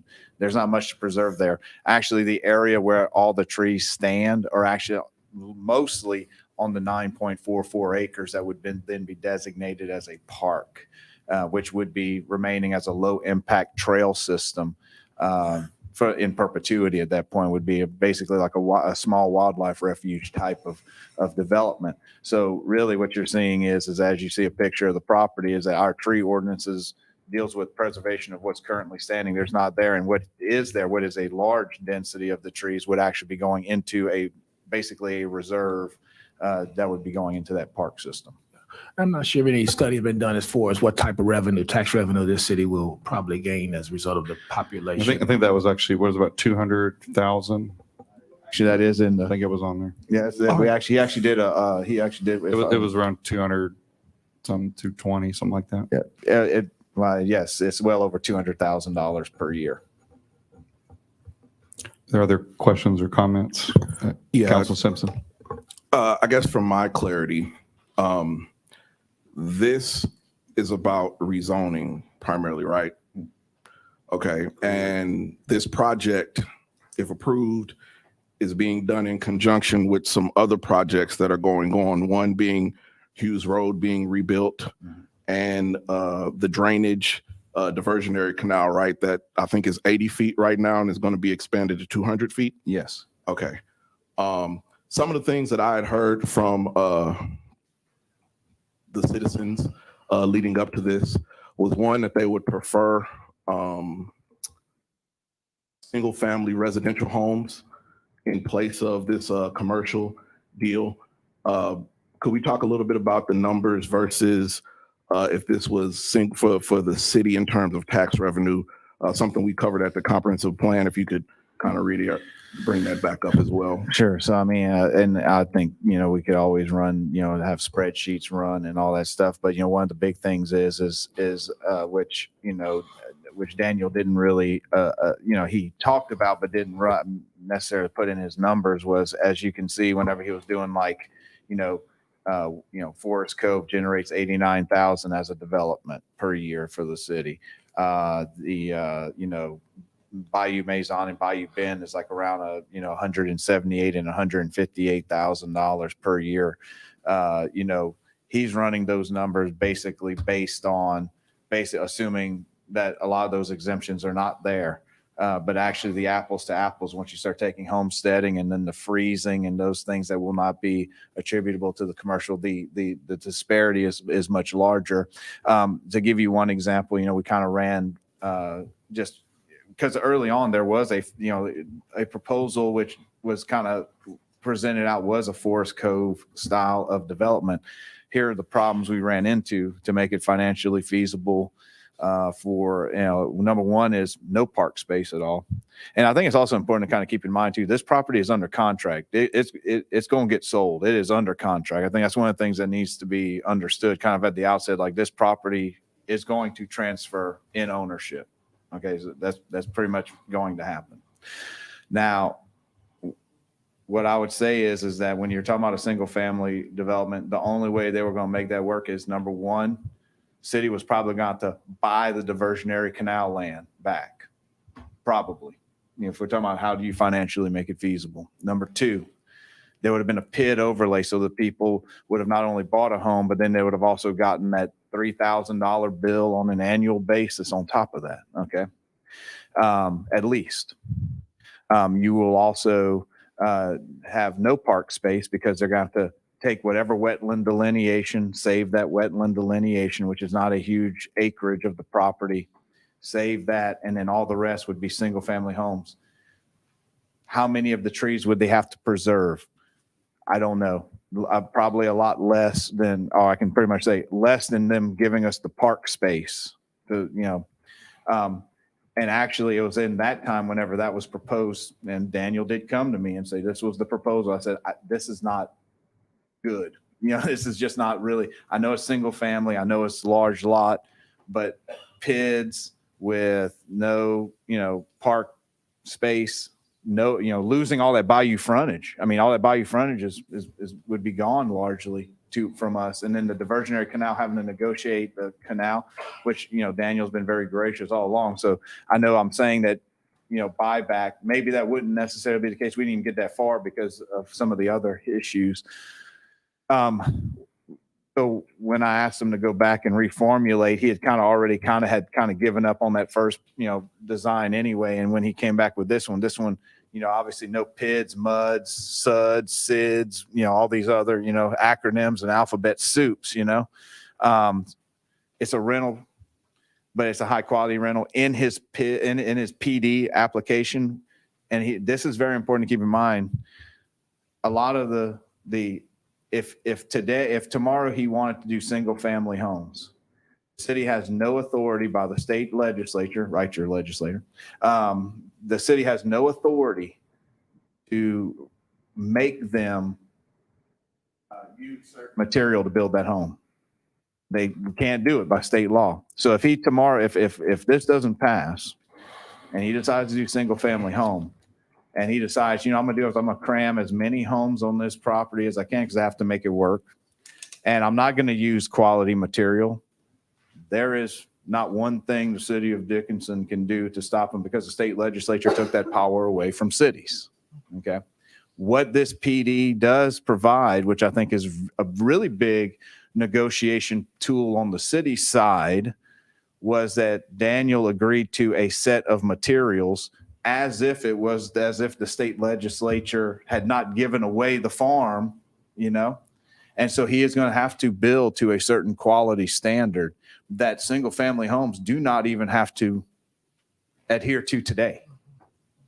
So I just want to keep that in mind too, is that he has acquiesced to the needs of the community by submitting to a material list, basically. Okay. Next question. I've heard some rumblings, although no one said it publicly, there was a concern about, because this was rental property, that there would possibly be Section 8 housing or HUD. My understanding is if he wanted to do that now, he wouldn't even have to come to us for that. Correct. Yes, correct. There are certain HUD financing options that do not require the city's approval for. There are some that are, if you hear about 7 and 9% tax credits, yes, usually a little bit more lucrative, but there are HUD financing options that do not require city council approval. It's really more about getting much more advantageous rates and things of that nature. I mean, there are some other pluses, but I'm just trying to keep it as simple as I can. But there are options where it could be HUD without coming to city council. Now, as you know, Daniel alluded to, and he showed on the spreadsheet, that's not what he wants to do. That's not what he wants to build. In fact, I would make an argument that had he, if he wanted to do that, he would not have submitted to a materials list. There's no way that he could be profitable having submitted to a high-end materials list as part of the project. It would be impossible to come up with, with subsidized housing and still have to create the rents that you would have to create to sustain that. I think as he saw on the paper, he's talking about an appraised value somewhere in the neighborhood of $55 million on this property, which means that normally you have to have spent more than $55 million on the property, on, improving the property to get to that appraised value. It just wouldn't be sustainable economically, to go that route and have submitted to giving us the drainage, giving us a park, submitting to a building list that he was not required to if he just would have stayed in single family, and he could have done cookie cutter basic homes and have gone for HUD financing if he wanted to. Okay, so this type of development generates more tax revenue for the city, which could potentially lower homeowners' tax revenue. Well, that's kind of the point. I mean, we've talked about this project, Water Street project. We've talked about, downtown revitalization. We had a comp plan retreat just several days ago in which we talked about we are a limited space. We're 10.39 acres of land, 10.39 square miles, more acres than that. But we are landlocked essentially. And that we really have to be paying attention to the value of the land on a per acre basis because of that landlocked nature. And that's why I did push back on. I mean, I was one of the people that pushed back on Daniel when he wanted to do the single family home the way he was looking at doing it originally because of the PIDs and because we were going to lose. He has over 2,000 linear feet of bayou frontage. And the fact that he's willing to work with us on allowing us to control over 1,175 linear feet of it is a huge boon to us, while also putting the value that we were talking about at the comp plan. And it seemed like people were stressing, hey, we really do need to develop every acre for the most value we can so we can provide police services. And if we are talking about building and rebuilding streets and all that and not having on the backs of the single family homeowner, we have got to figure out ways to get more value per acre on our land. Okay, and then I guess the last question is no matter what's there, if it's not a park, it's going to have to be raised? Yeah, so what's there now will not be raised on the park portion. So you're looking at, one, you'd have about 5 acres of land. That would be the detention. That would be, it's much larger than what's there today. So that's going to be excavated. You would have in the park area, that's not going to be raised at all. That's going to remain as is in situ. And that would be in perpetuity because that would be a public park maintained as a wildlife, basically a low impact trail, maybe some, and we're going to work with Daniel and work on negotiating on how we want to go about constructing those amenities on there. But we had an amenities list, so we're trying to work there as we do our strategic partnership agreement, if y'all so choose to move forward. All right. Wally, did you have any? You didn't? I thought, okay. I just have really a brief comment that I'll make here. I think that the two biggest concerns that we have in Dickinson are flooding and the roads in general. I mean, I think everybody would agree with that. I think what we have here is I kind of view this as an opportunity to a degree. Well, I do view it as an opportunity. I think number one, we've got this $50 million drainage grant coming in here that's actually letting us get ahead of the game and what we're doing. To not only kind of make up for the drainage we're lacking, but to allow us to have some development in town responsibly so that we can start generating the tax revenue to continue those drainage efforts to maintain things. I see $200,000 there in annual revenue. Theo, how much did it cost us to dig out those ditches in Moore's Addition, roughly? Between Moore's Addition and if you did Harbor Light, Yeah. we came in at right at $200,000. Okay, so if you've seen any of that work, right? What that allows us to do is to continue to do those kind of efforts more regularly. The other thing that I hear from people in Dickinson, we hear this is a bedroom community, and it is. And the result of that is that our ad valorem property tax that's where the burden is a lot of times. And when I was campaigning, running for office, one of the big things that I expressed was that we need to find ways to shift the burden off of the homeowners. Nobody, with the way valuations are going, last year we lowered your taxes to be at the no new revenue rate. So that was an actual keep it neutral. That wasn't where we cut the rate, but valuation went up. So we kind of tricked you and said we lowered your taxes, but we really didn't. We actually lowered them to keep it at least steady. This kind of development, some commercial development that we're working on, that lets us continue to do that, to shift the burden off of you, but increase the revenue that's coming in. And we have to do that for the tax purposes and just to grow the revenue that we have to deal with issues like flooding, to fix roads. And I think that's important. But largely, I share concerns about flooding. I've flooded too during Harvey. And that's a traumatic experience many of us shared, if not almost everybody. Even if you didn't flood, you experienced it. And I promise you, when I'm looking through these things, when others are looking through these things, we're looking at the information, we're making informed decisions, and doing the best we can for the community. I don't want anybody to think that if we don't vote away that you would prefer that it means we're cavalier, do not care. I think we can disagree, but please understand where we're all coming from with these things. And that's really all I have to say about that. Councilman Dietz. Yeah, I just wanted to add that that $200,000 you're talking about is equal to 2 cents of ad valorem tax on the tax rate. So. All right. If there's no other questions or comments, we'll take this to a vote. All those in favor, please say aye. Aye. Opposed? With 2 voting no, the motion carries. That will move us on to the consent agenda. Before I read this spiel, I do understand our attorney has a few items that he feels should be removed at this time to be considered at a future meeting. Yes, so the minutes that are at 2021. Okay, could you say which items that would be on the agenda? I got it. It's 8B, 8C, 8D, 8E. Okay. So I'll proceed with the verbiage and we'll consider the consent agenda with those items removed. Okay. Item 8, consent agenda. The following items are considered routine by the city council and will be enacted by one motion. There will not be a separate discussion on these items unless the council member requests, in which event the item will be removed from the consent agenda and discussed after the consent agenda. Second. There's a motion to approve by Councilman Wilson, a second by Councilman Simpson. All those in favor say aye. Aye. Aye. Opposed? Motion carries. That moves us to item 9, ordinances. Item 9A, consideration and possible action concerning an ordinance of the city of Dickinson, amending Article 1 of Chapter 5, Buildings of the City of Dickinson Code of Ordinances by amending Section 5-02, Building Standards Commission created, allowing for 7 members of the commission, repealing all ordinances or parts of ordinances in conflict herewith, and providing for severability. This will be the second reading. There's a motion to approve in 2 by Councilman Wilson and a second by Councilman Simpson. Is there any discussion? Hearing none, we'll take this to a vote. All those in favor say aye. Aye. Opposed?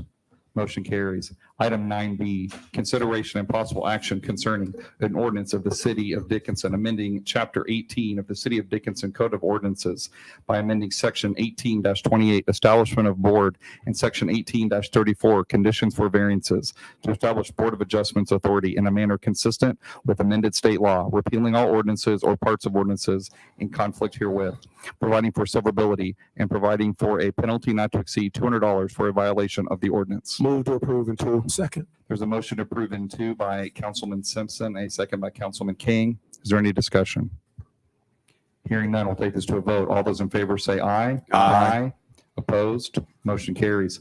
This moves us to item 10, action items for consideration. Action 10A, consideration and possible action concerning appointment of audit committee members. I'll turn this over to the city manager. Mayor, council, if, this would normally be Harrison Nicholson, normally handling this, but unfortunately he's having to deal with some personal medical issues, and so he'll be fine, but he just needed to step out for today. So it's about that time again for us to go out for an audit firm. So what we were asking for, as we talked last time, what we were requesting was an appointment of staff members and 2 council members to have a 5-member committee to sit with the for us to go out for an RFQ for audit services, and then for us to have the proper interview scoring and to bring a recommendation back to council.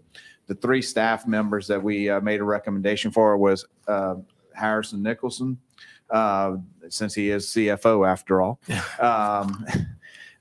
Assistant City Manager Chase Carey, and since we're working with the EDC so closely now and want to have them involved in our process and have them a part of the audit, would be to have Cortland Holman join that committee as well. And then the recommendation from you guys to pick maybe a couple of council members to be a part of that process for the selection of an auditor. It could be the same audit firm or a new audit firm. All right, so we'll act in this way. Let's actually, can we do this in 2 motions? Let maybe first consider the staff recommendations, and then we can look at council recommendations along the attorney's nodding. So Make a motion to approve staff recommendation. all right, there's a motion by Councilman Dietz to approve the staff recommendations for appointment to the audit committee, and a second by Councilman King. Is there any discussion? Hearing none, we'll take this to a vote. All those in favor say aye. Aye. Opposed? Motion carries.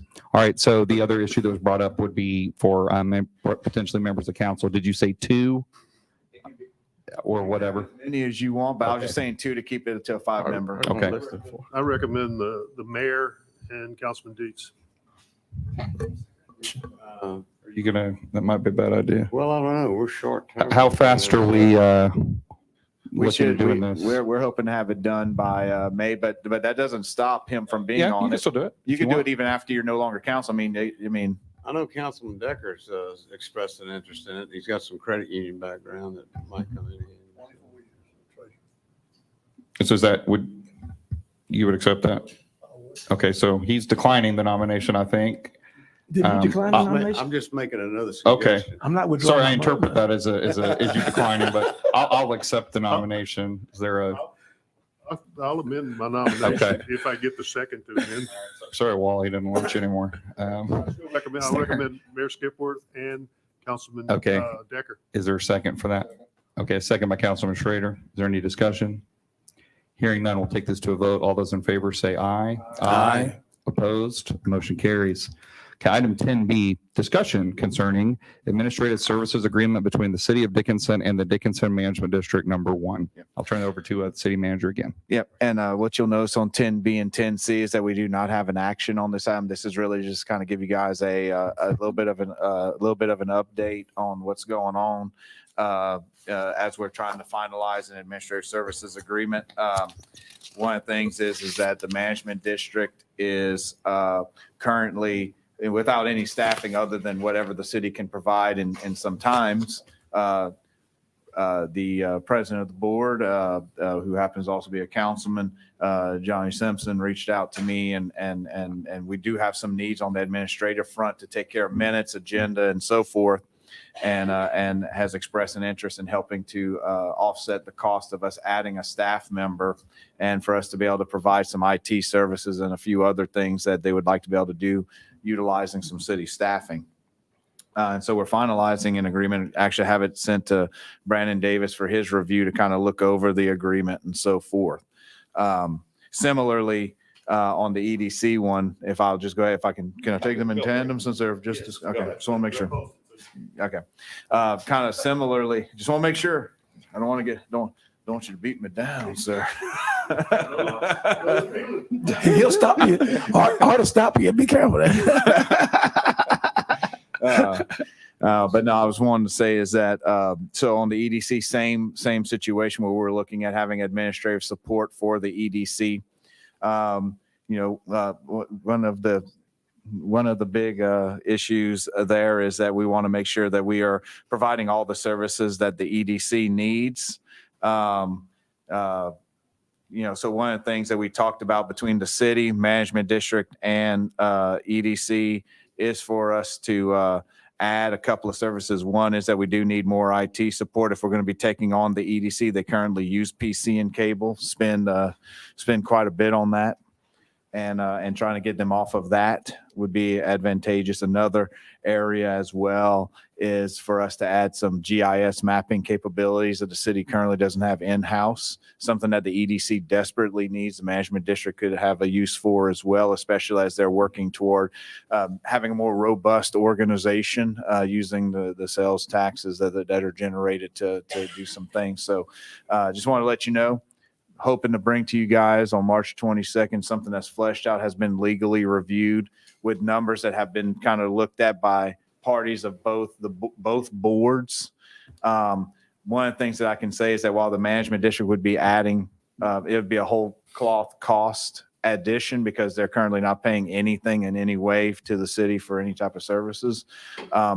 The EDC currently has several budgeted line items that we would then be able to help eliminate by absorbing them, such as like having them inside of City Hall to help eliminate rent and some other things. And so at the end of the day, what I think we're going to end up finding with the EDC, while the management district would be an additional cost of somewhere in the neighborhood of about $90,000, give or take, once we get that done, the EDC, if you take into account all the budgeted line items, and taking into account what we think we could do as cost savings and cost sharing, we would be adding more IT service, adding capabilities on admin support, as well as GIS mapping, and that would be coming to an additional cost of around $40,000 to $50,000 to the EDC. But adding all of those things with all of the things they're currently capable of doing as well. So that's what I'm hoping to present to you guys in about 2 weeks. 40,000 a month? Oh, per year. Per year. Okay. Are there any other? I know we'll Yes, see more. 40,000 per month, right, Bill? Yeah. Are there any other? Oh, we're talking about management district. Was that, sir? I'm Yeah, sorry. that was managed district. Yeah, we haven't talked about EDC yet. Okay. I talked He about kind of both. did both at once. Yeah. Yeah, he did both of them. I know. Well, I mean, we'll see more about this in the future, but I just want to give y'all an update that is Okay. something that's coming to you guys in about 2 weeks to look at, basically. okay. We'll see more later. But does anybody have a question or anything at this point Yeah. or comment? Okie doke. Move on to item 12, pardon me, executive closed session. Item 12A, Texas Local Government Code, Section 551.072, deliberations about real property, discussion regarding possible real estate transactions. Item 12B, Texas Local Government Code, Section 551.071, consultation with attorney, discussion with attorney regarding contemplated / pending litigation Thank you. and regarding matters protected by the attorney-client privilege. Item 12C, Texas Local Government Code, Section 551.074, personnel matters. Discussion to deliberate the duties of a public officer or employee. We will adjourn into executive session at 9:06 p.m. Yeah, really. We've been at 2 hours. Huh?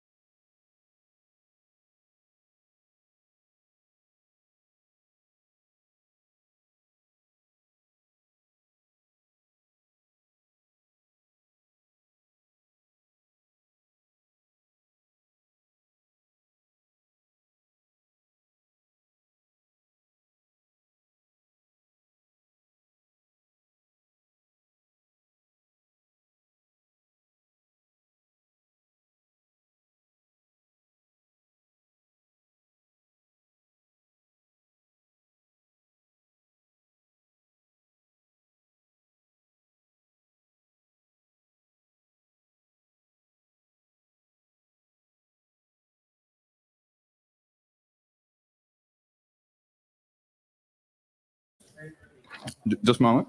We'll move to item 13, action items from executive session. Mayor, move that we create an interim secretary position and allow. That we appoint Carrie Lynn to that particular position. Second. All right, there's been a motion and a second by Councilman Dietz. Is there any discussion? Hearing none, we'll take this to a vote. All those in favor say aye. Aye. Opposed? Motion carries. For adjournment, future agenda items can be requested in the council meeting. Is there any request for a future agenda item? Other time. than what I talked about as far as the Emancipation Trail. Yes. Okay. Okay. And that was because of previous, Right. that's actually a drop off on us for, that was supposed to be in this meeting. Just saying. Okay. Are there any others? Okay, motion to adjourn by Councilman Wilson, second by Councilman Schrader. All those in favor say aye. Aye. Opposed? Motion carries. We are adjourned at 10:02 PM.